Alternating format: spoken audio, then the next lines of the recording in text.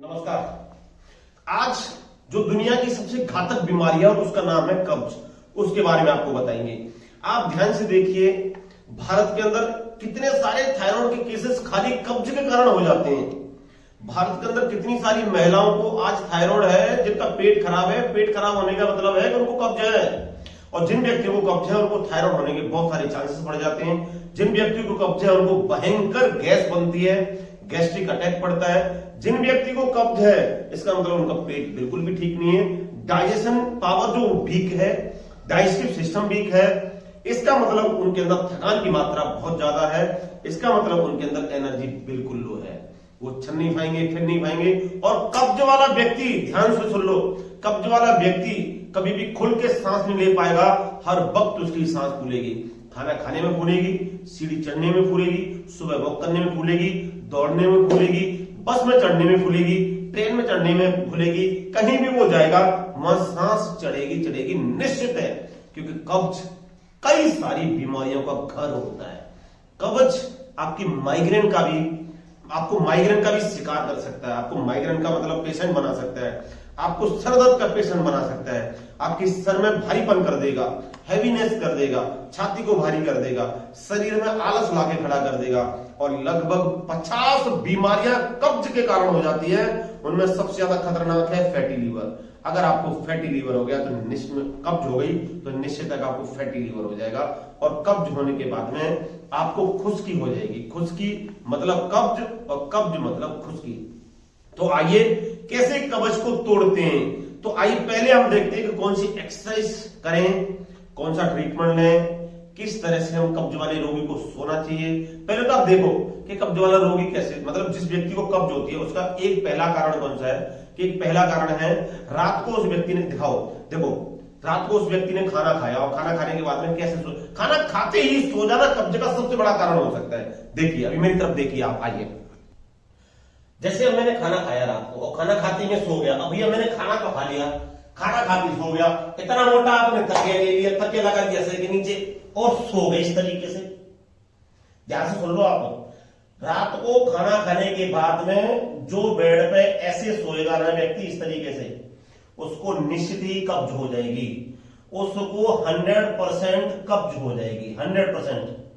चाहे वो इधर सो गया, चाहे वो इधर सो गया, तो निश्चित इसको कब्ज हो जाएगी। अब आप सुन लो, खाना खाने के बाद में हमेशा इस पैरों को तान के सोना चाहिए, तो आपको कब्ज नहीं होगी। खाने के और रात्रि सोने के बीच में मिनिमम 2 घंटे का गैप होना चाहिए, मिनिमम 2 घंटे का गैप। अब जिस व्यक्ति को कब्ज है, जिस व्यक्ति को कब्ज है उसको ज्यादातर लेफ्ट साइड से सोना चाहिए इस तरीके से। बेशक वो ऐसे सो सकता है, कोई दिक्कत नहीं है। इस एक सिराना इतना नीचा होना चाहिए जिससे हमारी ये गर्दन लटके नहीं, ठीक है। आराम से ऐसे सो सकता है व्यक्ति इस तरीके से। और आपको पता है कई सारे लोग खाना खाने के बाद में कैसे सो जाते हैं। कई सारे लोग, भाई खाना खाने के बाद में उल्टा कभी नहीं सोना चाहिए।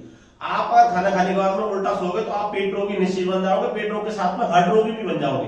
कोलेस्ट्रॉल बढ़ जाएगा, यूरिक एसिड बढ़ जाएगा, लैट्रिन खुल के नहीं आएगी, पेशाब खुल के नहीं आएगा, लोअर एब्डोमेन जो है वो भारी हो जाएगा, उसमें तनाव पड़ जाएगा, आपके जब रिब्स में दर्द हो जाएगा, आपको चेस्ट की दिक्कत हो जाएगी, आपको सांस की तकलीफ हो जाएगी। खाना खाने के बाद में आपको उल्टा लेटना ही नहीं चाहिए। जिन व्यक्ति को कब्ज है, जिन व्यक्ति को गैस है, जिन व्यक्ति को डाइजेस्टिव सिस्टम वीक है, उन व्यक्ति को ज्यादातर खाना खाने के बाद में 2 घंटे का गैप देके सीधा सोना चाहिए इस तरीके से, ठीक है। इस तरीके से नॉर्मल सोना चाहिए, सावधान में चला जाना चाहिए, सांस की क्रिया हल्की हल्की करनी चाहिए, लंबी सांस की क्रिया नहीं करनी। इन सब के अलावा कई सारे लोग जो कब्ज और पेट रोगी होते हैं उनको पता है कैसे क्या दिक्कत हो जाती है।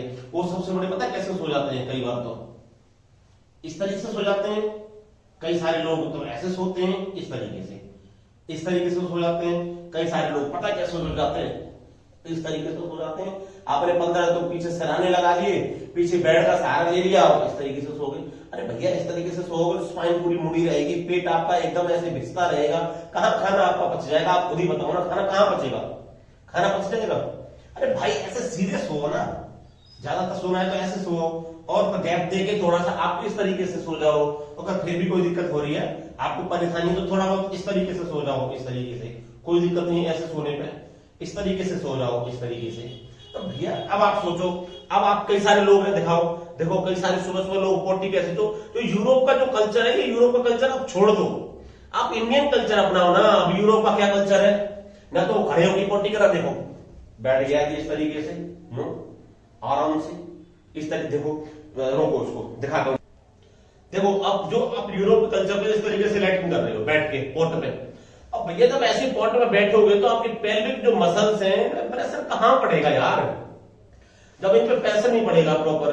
अब कब्ज वाले रोगी को सुबह सुबह मिनिमम 1 लीटर या 1.5 लीटर या आधा लीटर पानी पीना चाहिए, मिनिमम 2 किलोमीटर चलना चाहिए, चल के आके फिर उसको इंडियन लैट्रिन पे बैठना चाहिए, न कि इस पे। एक कमरे में रह रहे हो, उसी बेड पर सो रहे हो, उसी बेड से सुबह उठते ही न तो पानी पिया, न चले, न फिर साथ डायरेक्ट लैट्रिन में घुस गए, पोट के ऊपर बैठ गई थी, फिर बोलते हो खुल के लैट्रिन नहीं आ रही भैया, मुझे खुल के लैट्रिन। अरे भाई खुल के लैट्रिन आएगी कैसे, आप तुम ही बताओ ना, मतलब हर होती है, आप लैट्रिन खुल के आएगी कैसे। अरे सुबह सुबह जगो, पानी पियो, 2 किलोमीटर चल के आओ, फिर इंडियन लैट्रिन में बैठो। अब आप इंडियन लैट्रिन में कैसे बैठोगे, देखो, अरे भाई कम से कम मिनिमम ऐसे बैठा करो, इस तरीके से। आप पहले ऐसे लोग बैठते थे, इस तरीके से बैठते थे, इस तरीके से, इस तरीके से, देखो। अरे ऐसे नहीं बैठ पा रहे तो ऐसे बैठ जाओ, कोई दिक्कत नहीं, इस तरीके से खुल के लैट्रिन आएगी। पानी पियो सुबह सुबह, फिर दौड़ो, दौड़ के चल के वापस आ जाओ, और वापस आने के बाद में आप क्या करोगे, आराम से आके इंडियन लैट्रिन पे बैठो ना, इस तरीके से इंडियन लैट्रिन पे।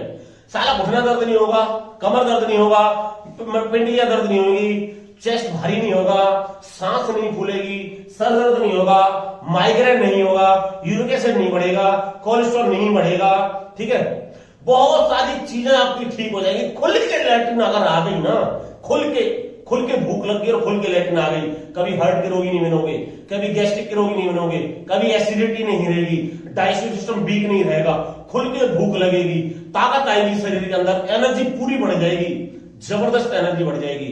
आप सोचो अगर एक बार सुबह खुल के लैट्रिन अगर आपको आ गई ना, खुल के लैट्रिन अगर आपको आ गई, इस तरीके से बैठने से खुल के लैट्रिन आ गई, तो मैं बता रहा हूं 50 रोग निश्चित आपके कम हो जाएंगे शरीर के अंदर, मिनिमम 50 रोग। डायबिटीज नहीं बढ़ेगी कभी भी, बीपी नहीं बढ़ेगा, बीपी हमेशा नॉर्मल रहेगा, ताकत आपके अंदर अटूट रहेगी, कई सारी चीजें रहेंगी। उसके बाद में सुबह सुबह अगर आप पोट पे अगर आप ठीक है नहीं बैठ रहे, कोई बात नहीं, जिन व्यक्तियों को पेट रोग है ध्यान सुनो, उन व्यक्तियों को लेटने और उठने का भी तरीका, अगर जिनको कब्ज है और वो ऐसे सीधे लेटे इस तरीके से, तो उनके पेट में कहीं खिंचाव पड़ जाएगा, उनको नले बन जाएंगे। उस व्यक्ति को इस तरीके से लेटना है, बैठना है और इस तरीके से लेटना है।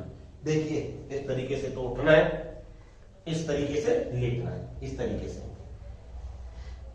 अगर फिर भी व्यक्ति की लैट्रिन इंडियन पोट में बैठने से नहीं मतलब सही हो रही, कब्ज है, तो उस व्यक्ति को पानी पीने के बाद में ये वाला आसन, ये देखिए ये वाला आसन, ये वाला आसन, ये मिनिमम डेली 15 से 20 मिनट डेली, ये वाला, ठीक है, ये वाला हो गया।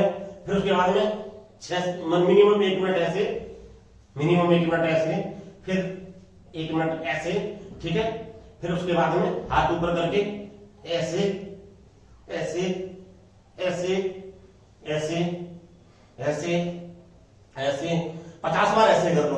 अरे भैया घर में तो इसका साइड इफेक्ट क्या है, कोई साइड इफेक्ट सुन लो, तुम्हें तो बता रहा हूं मैं, इसका कोई साइड इफेक्ट नहीं है बिल्कुल भी, ऐसे कर लो ना। साइड इफेक्ट क्या है, कोई भी स्ट्रेचिंग करने में, योगा करने में, आसन करने में, खाना खाने में अगर आप चेंज कर रहे हो तो क्या दिक्कत है यार, तुम ही तो ठीक रहोगे ना।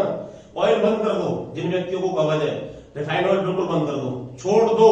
अपने घर से कोल्हू से पिलवा के सरसों का तेल खाओ अगर आपको ठीक होना है, कोलेस्ट्रॉल से बचना है, यूरिक एसिड से बचना है, तो अगर आपको कब्जे से बचना है, गैस से बचना है, सड़ा हुआ मल नहीं सड़ाना आपको पेट में, तो सब चीजों से बचना है, तो निश्चित ही ये जो मैं आपको व्यवस्था बता रहा हूं, इससे 100% आपकी कब्ज ठीक हो जाएगी।